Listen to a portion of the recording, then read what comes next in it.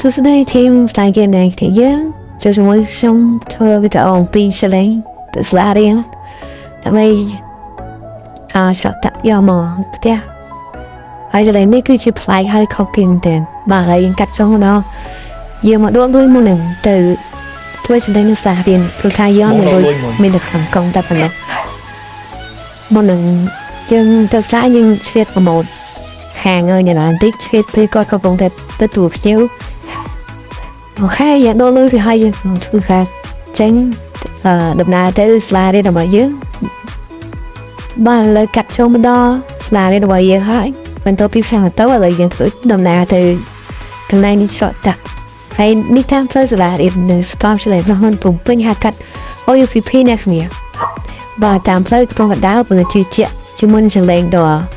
ផ្លែករបស់ខ្ញុំបាទហើយថាបដាហើយហ៊ានថងគេហើយគេវាយហើយដាក់កាត់ក៏ឃើញបងគាត់ហាត់ប្រាំនេះកន្លែងញ៉ាំតោស្លារបស់យើងអ្នកគ្នាដើរមកឃើញគេជិះម៉ូតូជិះឡានគេទៅចំតាតែឲ្យមិនតែខ្ញុំឯងមកស្ទះតែឯងមេកំពុងតែភ្លៀងផងនេះដើម្បីចលែងដល់ឈ្មោះរបស់ខ្ញុំឥឡូវខ្ញុំកំពុងធ្វើដំណើរដើរទៅកន្លែងចប់តាហើយ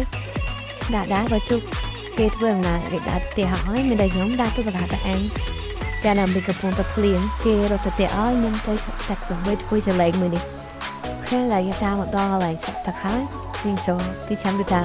កន្លែងចប់តាខែខ្ញុំទៅពីបានតាក់មកនោះแล้วហើយយើងឆ្លេងហើយគឺទទួលបានជោគជ័យបន្ទាប់ពីការចប់តាមេខាងដែលមេកំពុងតែលំភ្លៀងឥឡូវមុននឹងយើងត្រឡប់ទៅផ្ទះវិញអ្នកដើរទៅកន្លែងមើលគេលេងកីឡាសិនអ្នកគ្នាយើងរកកន្លែងអង្គុយសិនដើម្បីសម្រាប់ការឆ្លេងរបស់យើង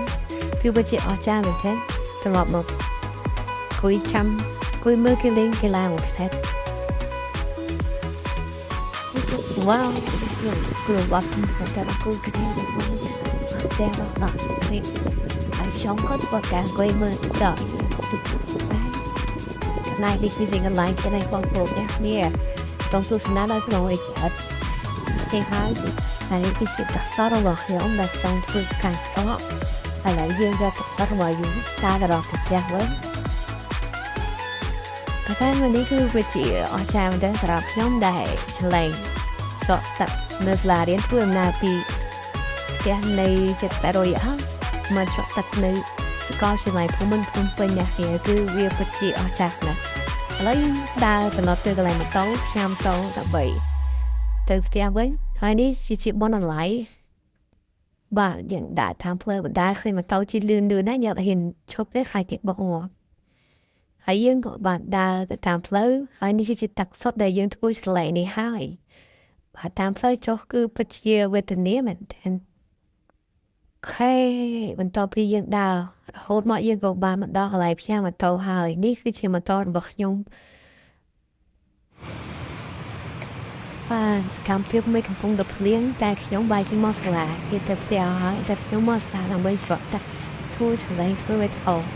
ពិតជាប្លែកមែនទែនអូខេបន្ទាប់ពីយើងត្រឡប់មកពីធ្វើឆ្លេងយកតាសុតបទៅសាលារៀនហើយយើងក៏បានត្រឡប់មកផ្ទះវិញជាមួយនឹងការសើចវាគ្នាគេទៅផ្ទះហើយតែខ្ញុំបាយយឺធ្វើឆ្លេង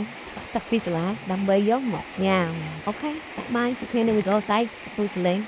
នៅពុកឡានហានក៏ដល់ទៅចូលទស្សនាកម្ម